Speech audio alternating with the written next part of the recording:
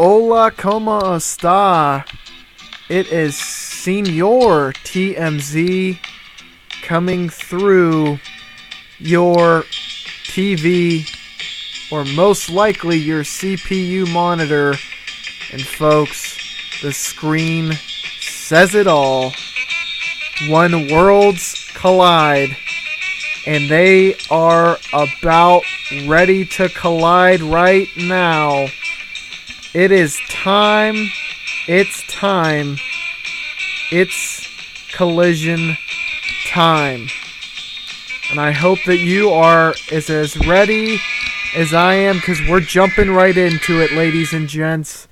So fasten your seatbelts and get ready for a heck of a ride, because we are going straight into this pre-show as the Road Warriors take on Buddy Rose and Bad News Allen. I feel like, as we get into this pay-per-view, maybe at surface level you might have even already been able to have picked up on what is going to be the kind of theme of this pay-per-view, the last pay-per-view before WrestleMania, but I'll get into that as we get deeper into this pay-per-view. But here, basically what we're just trying to do is we got two guys who are kind of auxiliary players who, at this stage, are probably most likely just going to be putting people over, and the Road Warriors who surprisingly do need it, and it might not be surprising for you if you've been watching, I suppose. But, Road Warriors at their very peak were someone you could rely on in the tag division, and now it seems as though the tag division has kind of, in a weird way, passed them by. We'll have to see. I think if a concerted effort was made, we could effectively fix that. But right now, it is surprising. So here, even though they didn't have a major storyline going in, I felt it was necessary to get them a win. Then here we have Butch Reed going one-on-one with JYD. And I think, maybe some fans of old school WWF or WCW even, or rather JCP, would definitely probably want a match like this. However, it seems as though we kind of, missed out on this match due to the declining physical ability of JYD. I mean, that says it all. And it's always a sad day in any simulation when stars just completely start to fall off. And,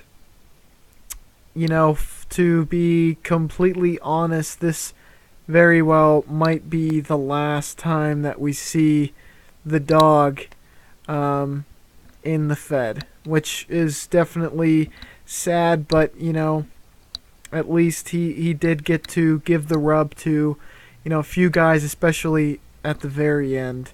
So this WrestleMania, in all likelihood, will be his last. Also, if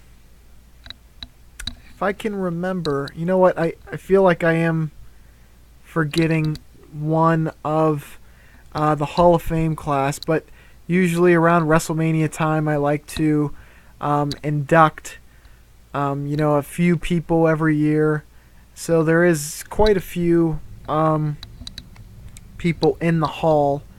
And I guess I could just tell you the three that I do remember. And gosh, for some reason I can't remember who the fourth is.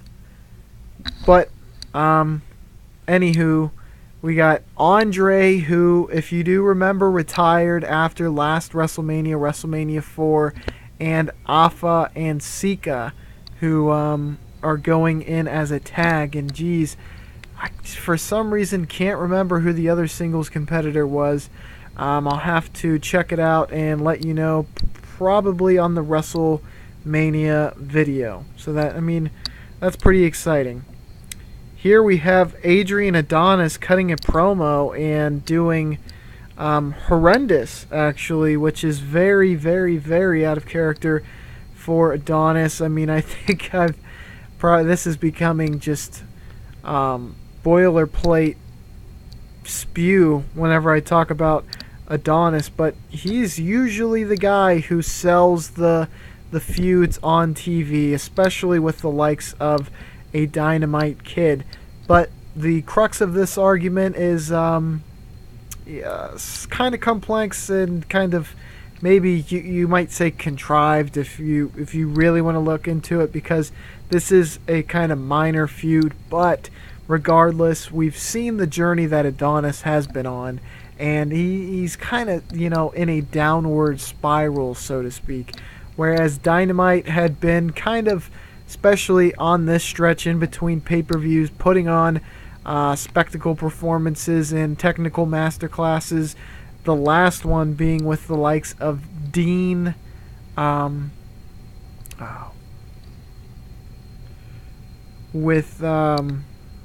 I'm blanking on the name. But anywho, he had been able to kind of just showcase his technical ability on TVs night in, night out. And Adonis really did take exception to that. Dean Malenko, I'm sorry about that. For some reason, I just blanked on it. So Dean Malenko and Dynamite were able to put on a technical masterclass together. It actually did not go over spectacularly well, which was surprising, because, and this is maybe not surprising for those who are huge Dean Malenko fans, but it was surprising for me, which I guess you do kind of look at it with a bias. But he was the #1 wrestler in the top 500, and I do get that it is based, on in-ring performance, which in that realm makes it so it's not as surprising. But man, I was surprised to see that, because I know, especially during the 90s in WCW, people have always praised his in-ring performance, but for him to be #1, especially at this time period, was what surprised me most. But it does make sense in retrospect, and I thought, man, we gotta put these two together. Dynamite is one of those people who is probably someone who you could compare Dean Malenko to later. Like, he is kind of the forefather of the technical undersized wrestler. So it just seemed natural. The match actually did not do very well. They have bad chemistry, which, okay. But Adonis interfered in the match as kind of a way to try to put the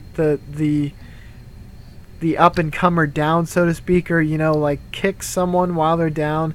Dynamite is obviously someone who, even in this universe, didn't quite get the chances that he probably did deserve.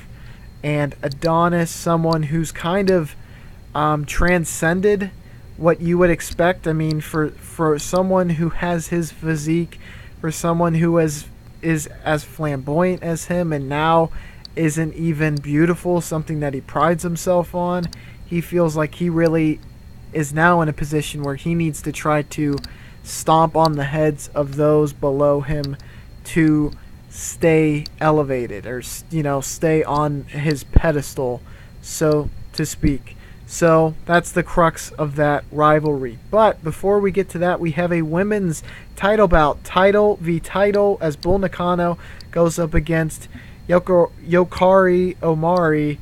And what a match this was. One of the best women's matches we have had on pay-per-view in a little while. Obviously, it says subpar wrestling. I doubt that. And Little Heat, okay. Bull Nakano basically told her, so long as you're wearing a belt in this territory, you have to go through me. Bull Nakano has been the kingpin, the big boss battle of the WWF for as long as the women's division has been active. So she allowed her a chance to prove herself, and on this night, Bull Nakano was the best, and Omari was bested. Now at WrestleMania, remember, if you do recall, at the Royal Rumble, AJ Kong was the winner. So we have Bull Nakano going up against AJ Kong, and that is a very exciting prospect. The undisputed monster going up against the monster challenger. It's like an old Paramount movie, I believe, is what it was, or whichever one made the Mummy and the Wolfman and the Invisible Man. Those movies, Jekyll and Hyde, all of the above. The Dark Universe. We're getting a little bit of that because we're going to have monster versus monster come WrestleMania. So be on the lookout for that video because that is some exciting stuff for sure. Certainly the biggest matchup that I felt we could build and what also made the most sense. It was best for business, as Triple H would say. Then we are on to that Adonis and Dynamite match, and geez, this is just a terrible night for Adrian Adonis. And Dynamite did not help matters at all. Wow. Definitely didn't expect this, and the only thing that we can really get out of this is that Adonis got a win, and he certainly needed it. So let's move forward and get away from that match. Here we have a Piper promo, and thankfully he does not tank on the promo. Man, I mean, that Adrian Adonis, the whole performance was terrible. That is about as bad as I had ever seen Adonis. But here we are. Roddy Piper cutting a promo. He's got a match set by the commission against Tito Santana. Piper kind of lost in limbo.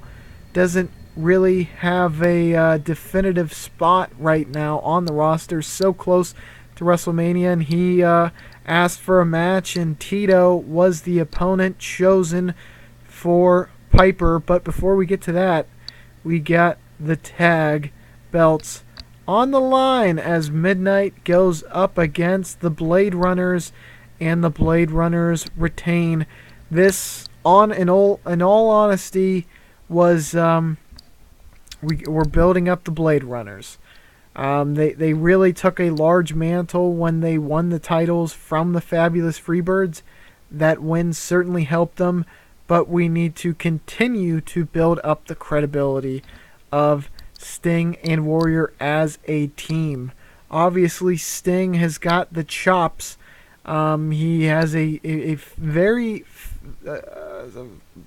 successful singles career in the WWF right now, and Warrior has a successful singles career as well.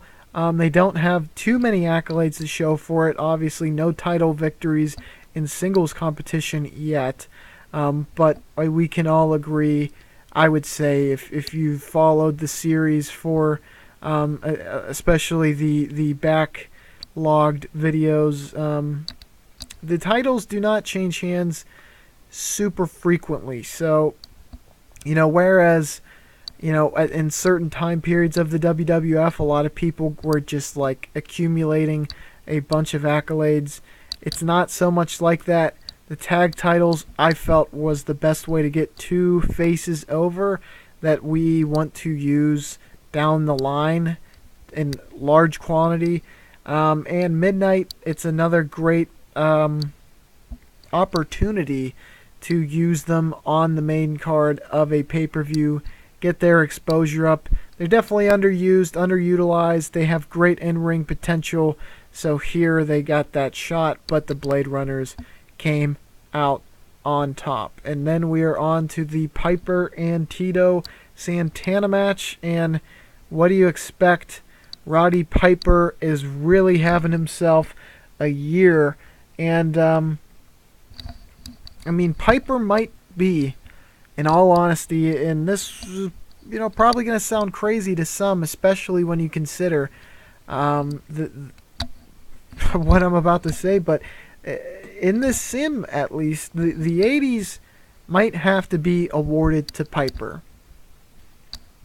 I know it sounds crazy, and it probably makes more sense, especially because Hulkamania is largely defined by Hulkamania.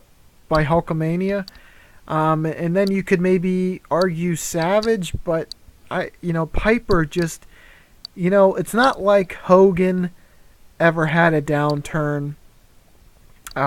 You could say that Savage had to be kind of brought up slightly, but Piper, once he hit his stride, man, has he been just money.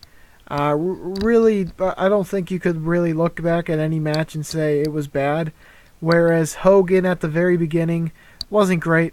Piper wasn't terrible at the beginning, especially since, he was a face and he was tagging with Savage. Obviously, he didn't carry the ball at the top for the very longest. I think you could say that Hogan and now Savage did, but he is a very close third, and he has done some tremendous work underneath. The only argument you could have for Hogan is that now he's made Vader in some sense, and he really, I don't know if you could point at any one star on the roster and say, oh, well, Piper put him over the top, which might be the only distinguishing factor between the two. Regardless, the point stands. I mean, Piper has just been consistently money. He had arguably the best WWF title reign, and he continues his good fortunes here with a superb wrestling match with good heat against Tito. And even look, they're wearing matching t-shirts. What more can you ask for? And also, just another something I would like to point out, Tito, he doesn't have the best momentum, and man, I think that's really starting to tank him, and you hate to see it. And I think the capacity in which I use him has to be changed. Recently, he's just kind of been a rebound guy for heels, and I think I need to start using him more tactically and smarter, in all honesty. But here we got an outcome in which we wanted a match that really transcended both performances, and not going to complain about that one bit. Here we have Misawa, the most rounded wrestler in the biz, cutting a promo. He has been IC champ for quite a while now, and he is going to face the unknown, so to speak, a newcomer, a new roster member, at least for the time being, and we will get back to that right now. He faces Superfly, Superfly, Jimmy, Superfly, Snuka. This is certainly a dream match that we are only able to make happen due to the circumstances we now have going on. I'm kind of, I don't want to give away too much, but obviously Snuka, he's new to the roster.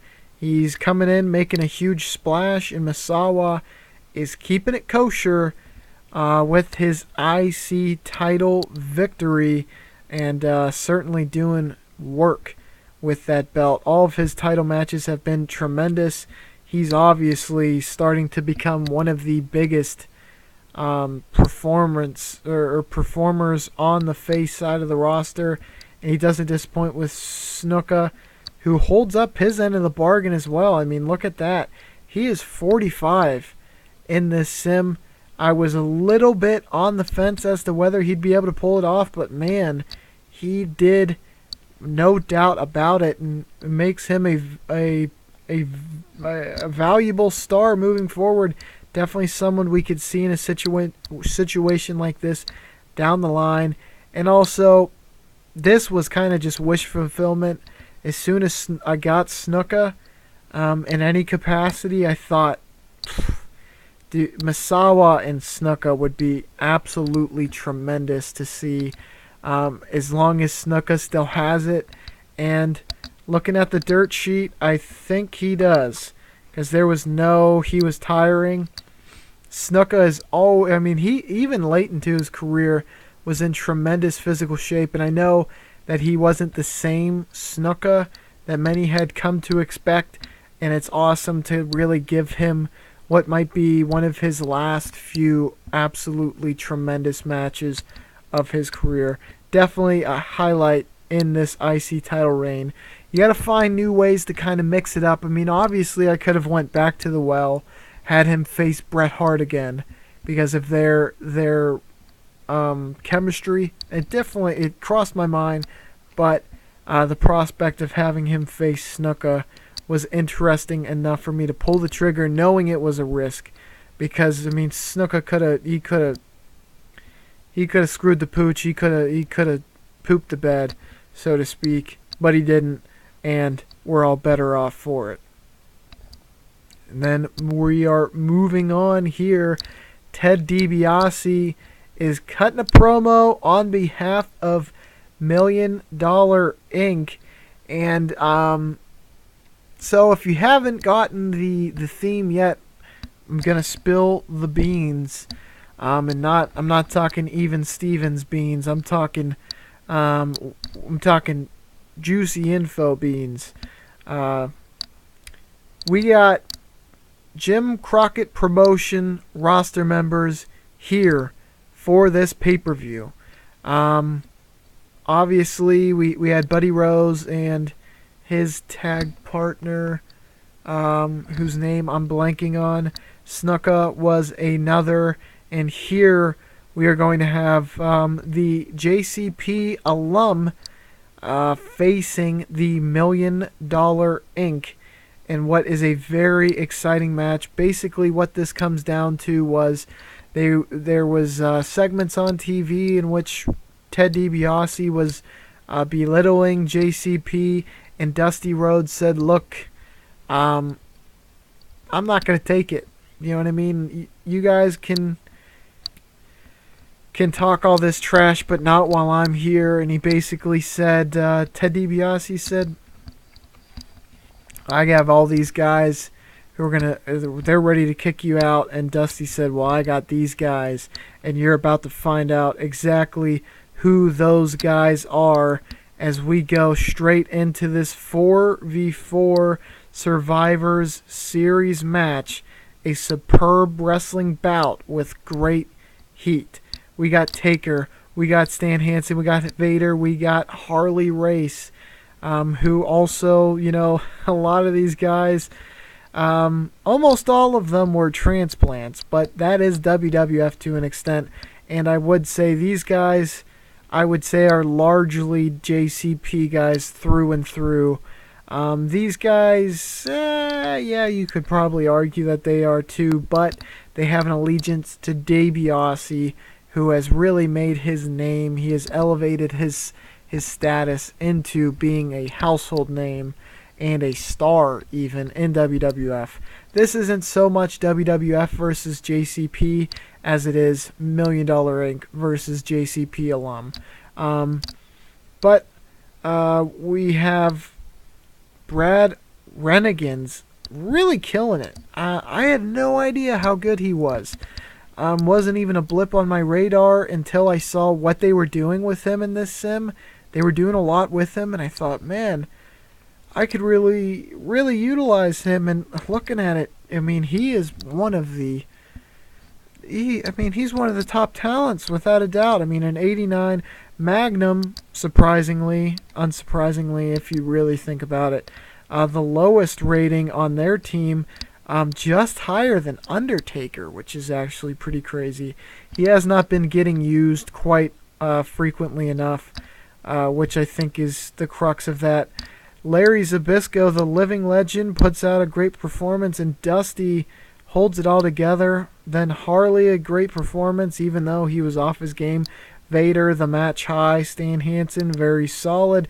And Taker, the guy who's just kind of getting elevated by this whole feud, puts on a really good performance. I mean, man, he held his own in there.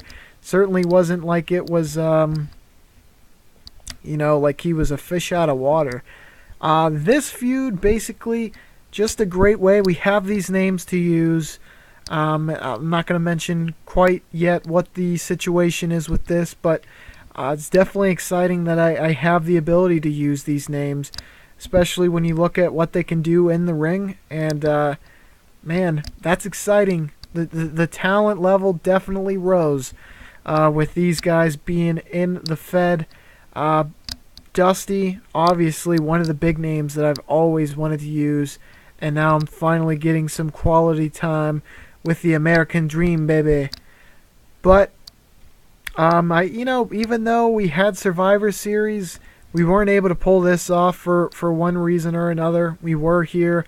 I figured let's go for it because it allows us to use a ton of talent instead of just have, one maybe what might have been a more compelling story one-on-one.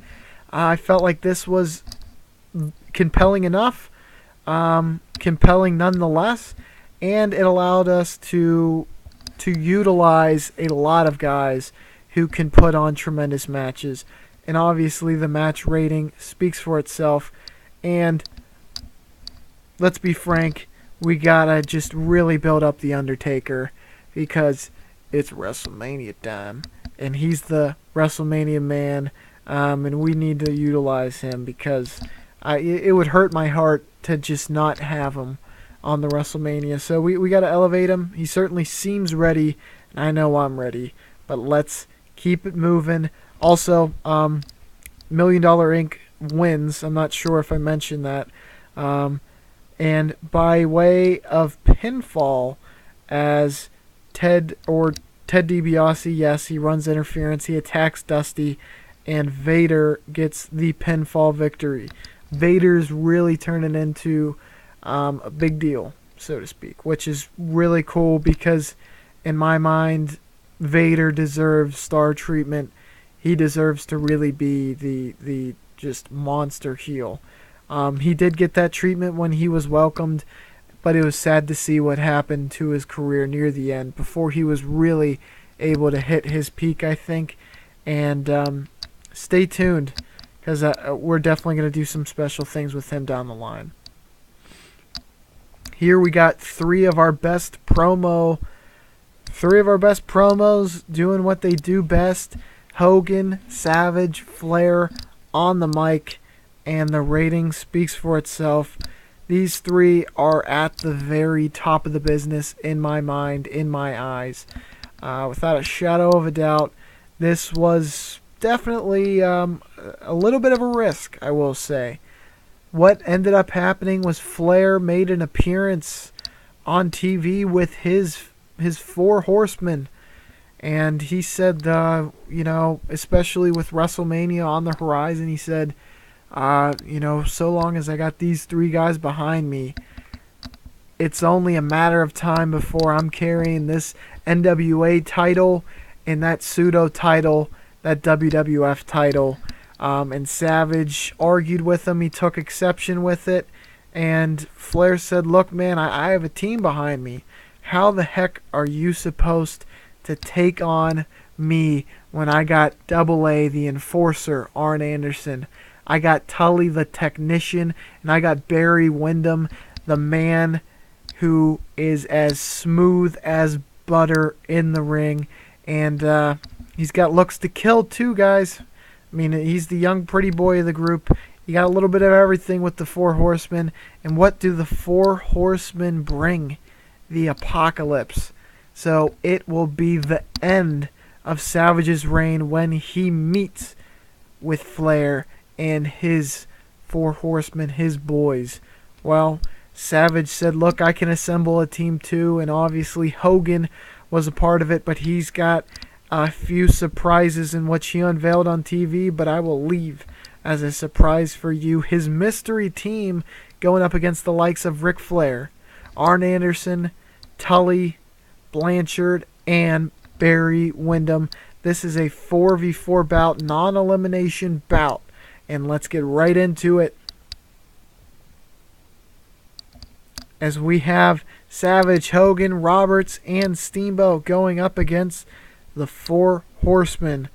And this one, definitely, I'm content with it, honestly. 86, I figured as much would be the case because Windham, Blanchard, and Arn aren't pay-per-view full-time guys. They've definitely gotten a bump from being associated with Flair and all of his terrific promos, but they're not quite on the level of Savage, Hogan, and Roberts and Steamboat. It was kind of a pipe dream to think that they would be able to really elevate it to what a 4v4 with that face team could be. Nonetheless, it held its own. It did what it should. It was a very solid match, but we ended up having this bout, a superb wrestling bout with great heat, ended when the Undertaker and Vader came in to attack Savage and Hogan, therefore disqualifying the IV Horsemen in this bout. And you have to be wondering, man, $1 Million Inc. just had a match earlier. Vader was, the winner via pinfall. What the heck is going on here? But before we get into that, let's take a look at all the performances. Barry, the low man on the totem pole. Tully and Arn, as you would expect, about even, mid-80s. Definitely something intriguing. Flair absolutely setting the world ablaze. Steamboat 89, Roberts 92, Hogan 94, and Savage 94. Flair was the hot man in this match. Wow, surprising. But again, very solid match, about what you would expect. And honestly, I would argue that on TV, especially with the build that it got, the dueling promos, the selling that only Flair, Hogan, and Savage could do, as well as Roberts, because he was thrown in there, especially as the team was unveiled. I mean, this would be a huge, highly touted bout.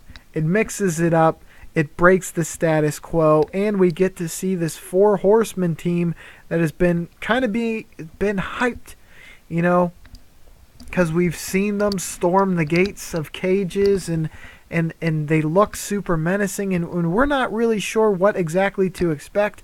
Now we finally get to see all four of them in action together.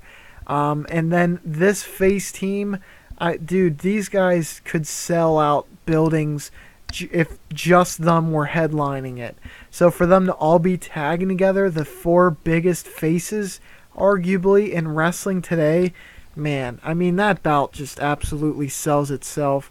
I don't know how you could argue against that. Obviously, it didn't get the huge investment that you might expect, but it's a building block, because obviously now that this bout has happened,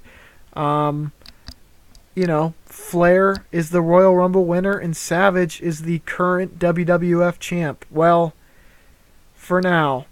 Oh, wait. Flair debuted a new spot, got great heat. His psychology will be helped, like he even needed it. But as I was saying, until now, and I kept these cryptically titled as to not give away the surprise of the moment. And for those of you who did not watch WrestleMania 4, well, I got a big surprise for you. And even for those of you who did, this might come as a surprise, because you might have just forgotten. Curt Hennig at WrestleMania 4 won a bout. There were 5 other competitors, a ladder, and a briefcase. Curt Hennig recently went away, an injury, kayfabe. But he was a part of the $1 Million Inc. during this injury, and DiBiase's taken care of those medical expenses and any other expense that he might incur. But with one caveat, and that's that in exchange for a briefcase full of money, DiBiase gets a briefcase with a title shot in that briefcase. It's the Money in the Bank briefcase, ladies and gentlemen. And I'm sure you knew that before I even revealed it. So I was hinting at it pretty thick.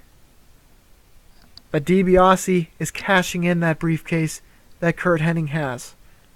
Full disclosure, Curt Hennig is in rehab.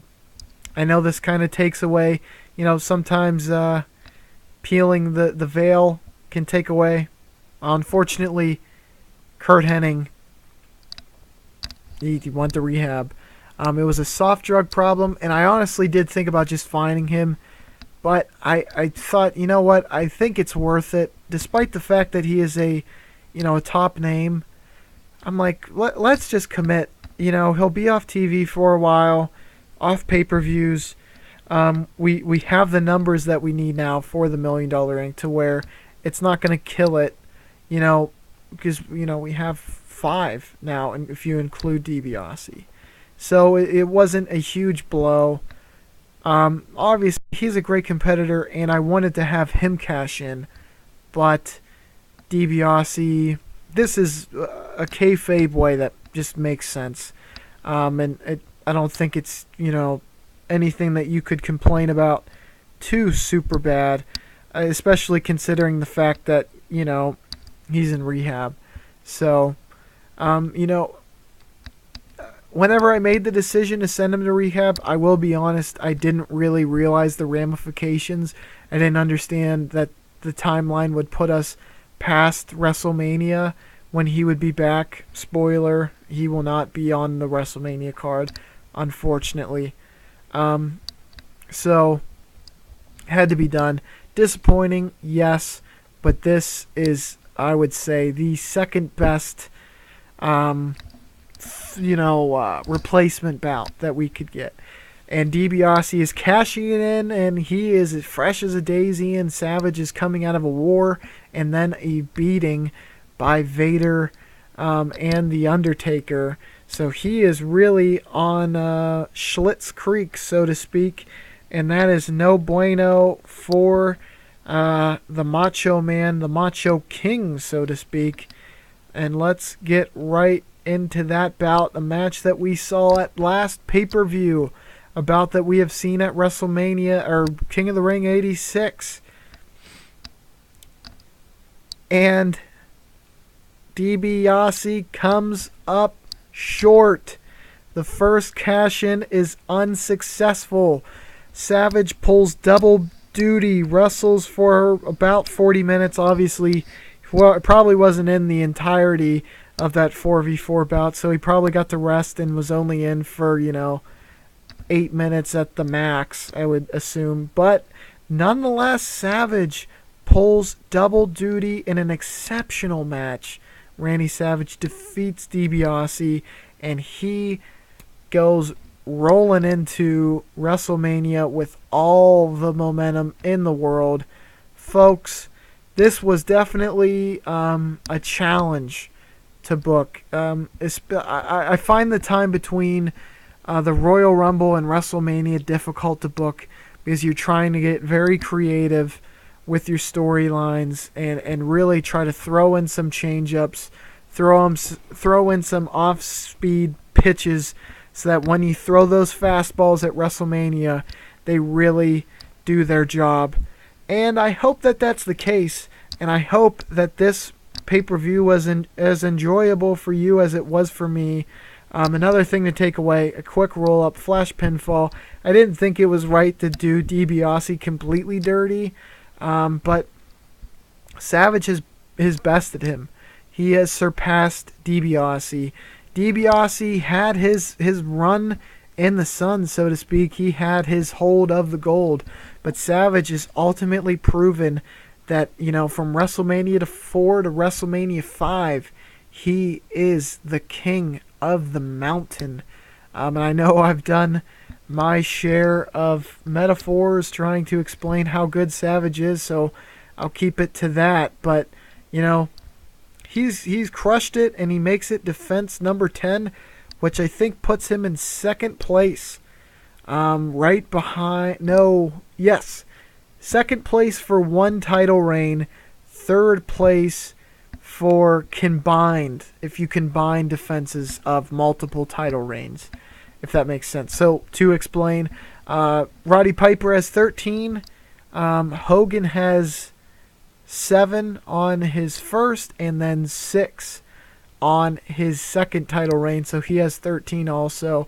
Savage has 10, and then beyond that, I think DiBiase is the only other man, if I'm not mistaken, to have held the title. So it's a short list, but Savage he's definitely making history, and I believe, oh no, I forgot Andre, who is going to be inducted on WrestleMania week. How could I forget him? He had 2 defenses, a 3-month title run. Savage, I think, will have had the longest title run, if I'm not mistaken, because I think Piper lost his where this pay-per-view was, or perhaps it was No Holds Barred. Yeah, it was definitely before where we are now. So Savage has the longest time span of a title reign, so that's also very exciting stuff. I'll stop blabbering on about the titles. But, you know, we threw a curveball. We had this Money in the Bank briefcase that had been all but forgotten about, cashed in by the $1 Million Man himself. He can buy everything except for a win against Randy Savage for his title. And let's get to the overall match rating. 92. Hey, I'll take it. This pay-per-view was somewhat of a risk, I'll say, and I think it paid off. I'm definitely happy with the outcome, and I think it sets us up nicely for WrestleMania. We have the seeds planted for the feuds, that at least the big feuds that we have for WrestleMania, and also, I mean, the spectacle I think is going to carry us through a lot of what will, I hope, be the exciting bouts for WrestleMania. I know I have the entire card already planned out already, so hopefully I'll be able to get that to you fairly quickly. And you know what, guys? Much appreciated. Thanks for stopping by. Thanks for viewing this. And as always, I appreciate the likes and subscribes. And on that note, I will catch y'all on the flippity flute.